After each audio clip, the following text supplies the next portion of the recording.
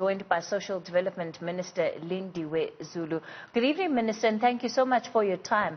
Firstly, there seems to be a lot of confusion about when exactly the application process comes online. Some that have already been trying the cell phone number and the SMS line have simply not had any luck this afternoon. Perhaps if you can just clarify that before we go any further. Cathy, good evening to you and your viewers. I can tell you quite frankly that the last report that I got from SASSA was that almost 700,000 people had applied between 12 p.m. and 15 hours this afternoon. Also, the report that I got was that they had a bit of a challenge with their WhatsApp line, not because of anything, but because it was clogged by the fact that people were also not following properly the directions that were given to them, but also they were uploading information that is not necessary. So it's a plea to us that people must follow the direction. They must really, really have the patience to follow the direction, because we do want to make sure that we pay to the right people, number one. Number two, we do also want to make sure that the people who are getting paid are not the people who are already receiving any form of a grant.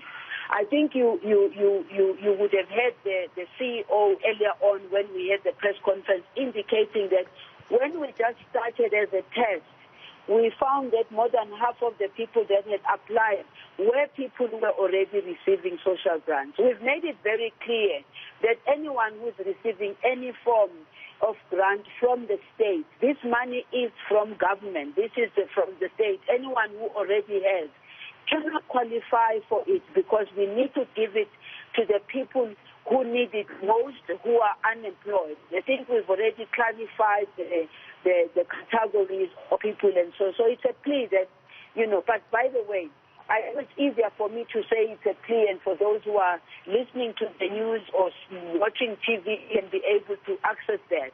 One of the reasons why we said we have volunteers, some have already been trained under the department, under National Development Agency, is to go out to the communities and explain. But we'll also ramp up our communication so that people can really be able to understand what we mean by this. And we're asking, for those who are unable to follow, can they ask somebody else who was following? Right there in my house, I have an unemployed, and I watched him go through it, and it was going fine. Minister, I'm not sure if we still have you on the line, but I am on the line. Sure. 700,000 people in under 6 hours is a big figure. Were you expecting that kind of response, firstly? And how much of it are you seeing as a reflection of the dire state that many South Africans are finding themselves in during this time? We were very much aware of the fact that we were going to get a lot of people applying, Cathy, because as government, we have an estimate of how many people are unemployed. But obviously the challenge is that some people were employed, they're losing the opportunity now because of COVID, so your figures are not going to be as stable as that. Some people were also doing things for themselves, selling one thing or the other, and the situation is dire from them now, because some South Africans were out there hustling. They were not waiting for anybody to come and give them any money. They were hustling. It was hard for them, but one thing I'm sure of, they were hustling, and now they are unable to do that due to the lockdown. How long a turnaround time should people be expecting? The turnaround time is 7 days. And that does not mean, when we say the turnaround time is 7 days, we do not necessarily mean that it will take us that 7 days. Some people's information that will filter in and be cleared very quickly, it doesn't have to wait that long. We're giving the 7 days also because we want to make sure that our systems, which we have also clarified that we are connected to Home Affairs, we are connected to other data of South Africa, we are going to be connected, and we needed to have the connection because we didn't want the money to be going to people who already have something. And I mean, the fact that we've explained it so much, and people who are already receiving grants were among the people who were applying, goes to show. I mean, the figures I got was that emails was something like 700,000, USSD was 183,000, website was 5,502. So we were expecting this because we are very much aware as government that many people in South Africa are unemployed. And remember that government's approach has always been the issues we need to deal with is unemployment, inequality, and poverty. One of the big challenges, of course, that your department still faces, Minister, especially with the delivery of social grants, is the issue of queuing. What we saw last week when it comes to the situation of distributing those funds is, of course, quite dangerous, especially under COVID-19 times. How do you plan on changing that going forward? Let me start by saying that the change of that needs to start with each and every individual in our communities. If people are absorbing the information that's being given to them, both by government, by the private sector, by churches, by all. Cathy, the bottom line is that this pandemic has come in at a time where we now need to look at how do we do things very differently. And personally, as a minister, I think I would have failed if information is passed on to people and they don't use that information to protect themselves. It's individuals, family members, whoever is out there. It starts with you as a person saying to yourself, there's the danger out there. I don't have to wait for this one or that one to tell me that there's a danger out there. That's the first thing. The second thing is that because government has been communicating to say people must not walk around without masks, people must keep the distance. There are COVID protocols that are being explained, even yourselves in the media. I thank you very much. I see you guys running information and all that.